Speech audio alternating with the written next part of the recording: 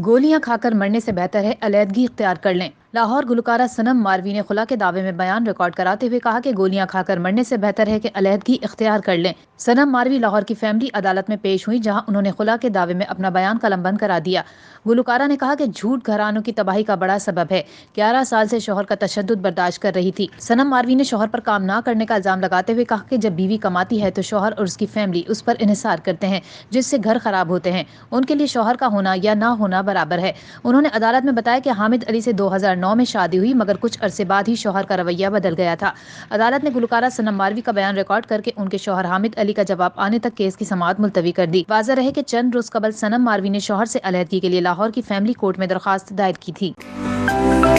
To watch more videos, please subscribe to our YouTube channel and click the bell icon.